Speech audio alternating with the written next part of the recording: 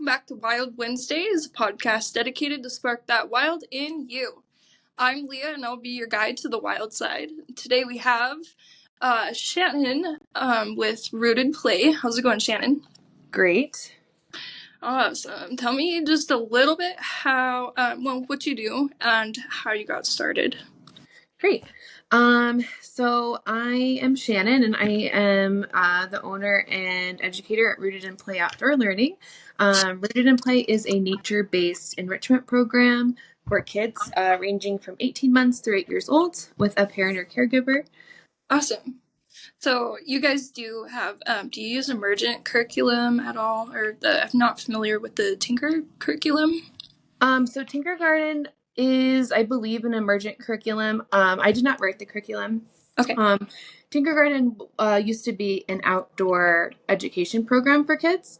It was in person. And then a couple of years ago, they were bought out by another company and just offer their curriculum. Fun. That's so exciting. You guys are year-round. Yeah. Cool. Yep, we're year-round. I really appreciate that. Yeah. How'd you get started? Like, what was your inspiration to start doing that?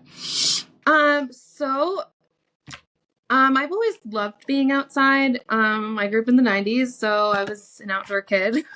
And I grew up in Southern California, and later when I was 11, I moved to Long Island, New York.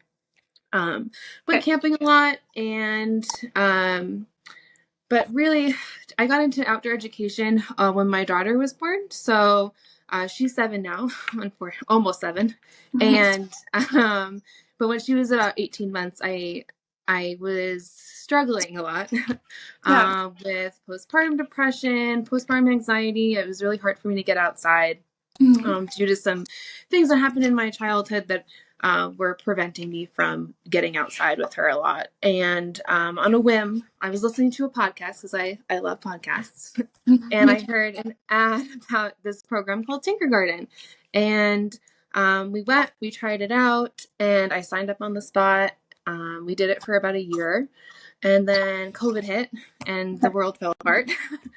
And our teacher moved out of state. So she had really encouraged me to train with Tinker Garden and become a teacher with them. So I did. And I got certified in 2020, but I didn't start teaching until fall of 2021. So that's when I had my first season. So I did that for about a year. And then that's when Tinker Garden got bought out by Highlights for Children. So I had to kind of decide, was I going to stop teaching or was I going to create my own program and business, which was very overwhelming. Yeah. But I did it. I decided to do the latter, obviously. And I officially opened Rooted in Play in the spring of 2022. So this winter will be my 13th season teaching, and I'm really excited. Wow, 13 seasons. That's insane. Yeah. That is really awesome. Cool. Well, do you have any emotional or spiritual experiences along your journey with Rooted in Play?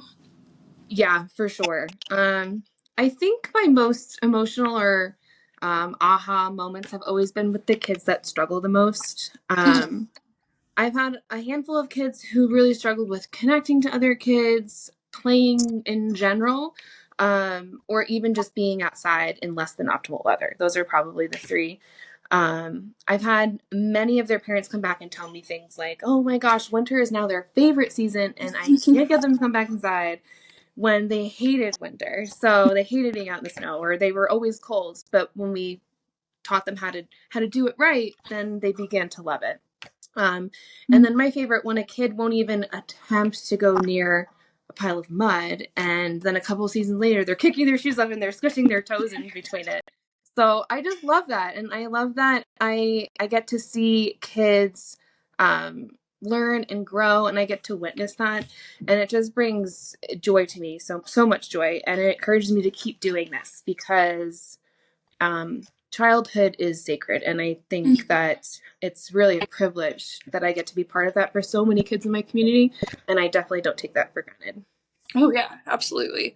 I'm also an outdoor teacher, and we that is also one of my favorite things, is a child who doesn't really like to get dirty. And then like towards the end of the year, they're like covering themselves in mud and just like so happy. That's probably the best. That is a really good feeling.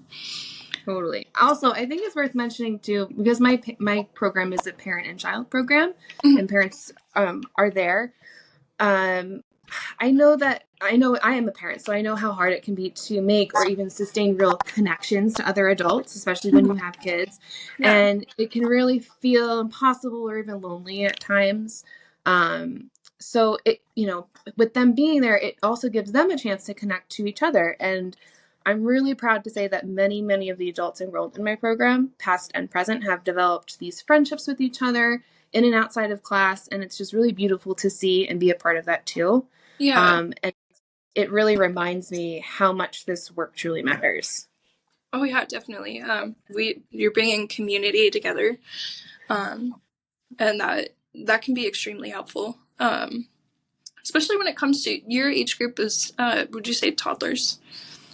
I would say predominantly it's mostly toddlers, probably because of the times of day that I offer the classes. But I do have like quite a few homeschooling families, so the age range it depends.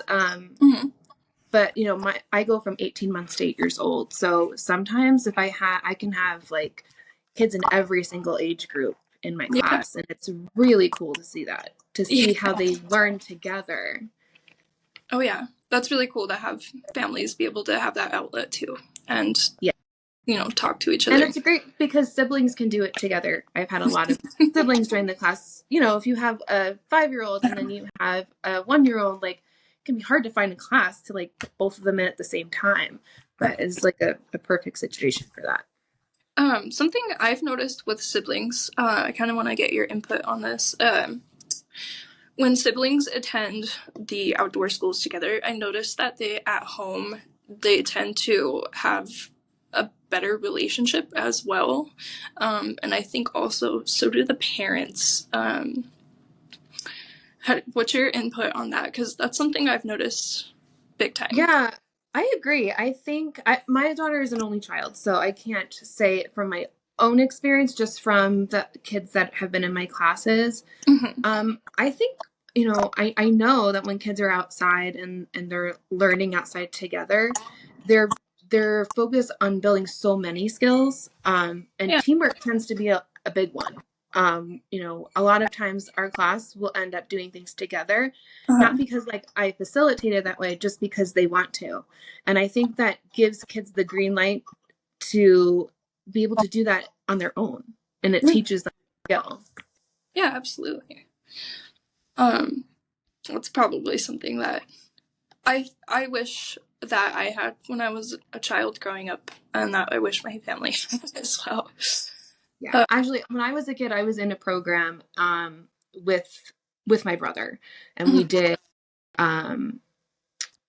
We were both in different groups, but we did the program together. And my brother and I are pretty close, and we didn't often fight or just disagree on a lot of things as kids, and for the most part we had our moments. But yeah, I think that was, looking back and you mentioning that, I think that probably was a big part of it too.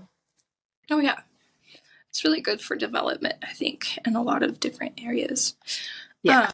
Do you have any goals you want to share to better your teaching, or to kind of better the way that the world looks at outdoor play, or nature-based play? Totally. So when I think about goals a lot, I'm not sure if you're familiar with the book The Last Child in the Woods. It's a pretty popular book. I've heard of it. I haven't read it. Yeah. But I've heard of it. Well, there's a little part in the book, and he says every child needs nature, not just. Actually, I don't know if it's in the book, but this is a quote directly from him. Every child needs nature, not just the ones with parents who appreciate nature, not those of a certain economic class or culture or gender or sexual identity or set of abilities. Every child. So when I think about my goals, I always think about this quote because it's so important to me and it means a lot. And the thing is I work with a lot of families, a lot of different families, and Mhm. most of them all have this common denominator where they all have or they desire a deep appreciation for nature and are more than willing to be prepared and to begin that nature connection for their kids. Yeah. But on the other flip side, it's always been a big goal of mine to reach the families that may not have that privilege or ability due to a variety of circumstances. So, I wasn't really sure how I wanted to go about it once I started doing this on my own in 2022. But this year I started a scholarship program it's pretty small, but it's a program for families in need of financial assistance. And Mhm. I'm really hoping to see that grow. I was able to award 6 families this past season. A discount of highly discounted or free season of classes, which was amazing. Yeah. Um, That's and I cool. also yeah, it's phenomenal. I also Yeah. started offering free things to families monthly. So I usually offer 2 to 3 events or meetups every season. I do a monthly welcome walk the first Monday of every month, where we just kind of gather and we do a little sensory activity and we walk through the park. And we play. And then I do a bunch of seasonal things. So usually one a season. I do an annual lantern walk that I just hosted in early November. Cool. Yeah, and I do like little pop-up play sessions sometimes, depending on my availability. But that's kind of what I've been doing, what I want to keep doing and kind of growing it in that direction. Well, that is so awesome. I really love all of that. Tell me a little bit more about your lantern walk. That sounds really interesting. Oh yeah, so it started with kindergarten. So they do this annual lantern walk, and I think this year would have been their 13th year doing Okay. it. So Okay. um, yeah, so every year in November, around the time where our time shifts, Mhm. um, daylight savings, I will we'll set up an event where we gather at the park. Sometimes we'll make lanterns in our class, like little glass lanterns decorated with tissue paper and stuff. Or I'll just offer a pop-up class for it. And then we come to the park, in the evening before it gets dark, Yeah. and we kind of do a couple of activities that are geared towards getting kids ready for the time change. And then we'll gather in a circle and we'll sing some songs and we get our little lanterns, we light them up and we walk through the park. And it's a Mhm. really fun, simple tradition and I love it. That In the sounds last 2 years, it is. It's so much fun and I always have a big turnout and it's free. It's always free. I never charge anyone for it. And the last 2 years, I've done it with another local nature school who also uses the Tinker Garden curriculum as well. So okay. we've kind of collaborated on it. That is so exciting. I really want to attend. Yeah. Sounds really fun. Awesome. Okay, well, cool. Do you, um, sorry, I'll kind of circle back a little bit. So Sure. you are, for your goals to kind of get people more enticed or interested or have access to outdoor play and nature school. Yes. Yeah. You, That's definitely my goal. yeah, you were, the scholarship, I think that is so incredible and amazing. And like, um, it makes a lot of sense. That makes a ton of sense. I think that people would be more willing to participate. Unfortunately, like it's not exactly a bribe. I don't want to call it a bribe or anything, but like I think that does really catch people's eye because I feel like there's times when homeschool is a little bit scary or alternative schools are a little bit scary to families who are in traditional school and want to switch or just Mm-hmm. so offering that I think is a really really good move, honestly.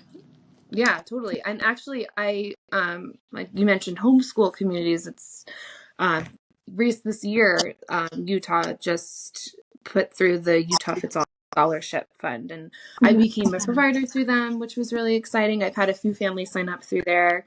Um, I also put myself on the Get Out Pass, which is a pass that's pretty inexpensive that families can buy, and they can try different programs in Utah. Okay. So I'm on there. Um, And I just try to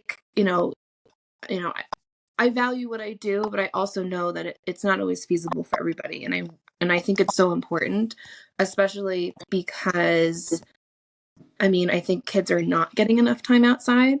Mhm. And I think it's especially kids that are in public or private school, it's so undervalued and it's just not at the top of the list for a lot of places. Yeah, And I think it's really important to make these things accessible to people, yeah, for sure. even so they can get a little taste of it. And hey, like, oh my gosh, that was amazing. And my kid loved that. And then they want to do it more. Yeah, yeah, definitely. I think it's really beneficial for everyone to be outside for sure. Yeah. Um, do you have any advice for maybe teachers looking to start, or maybe not quite teachers, someone looking to start, or even just for families? Do you have any kind of advice you would like to share?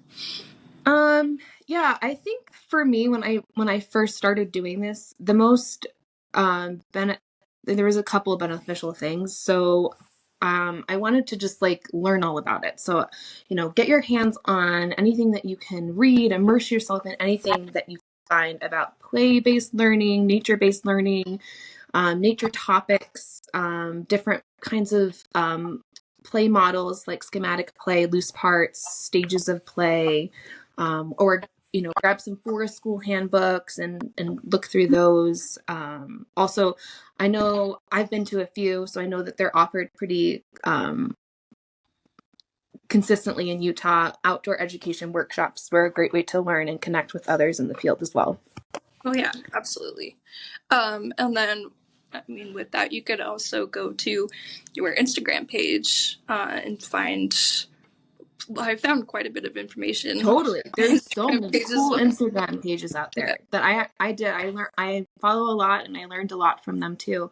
And I still do. There's a lot of virtual workshops that you can do that are free and it's just amazing information that you can get and just learn about it. The more you learn about it, that's where you kind of will develop your why and your passion for it, Mhm. which I think is, a really important piece to if you wanted to get started in outdoor education, or incorporating it in a school.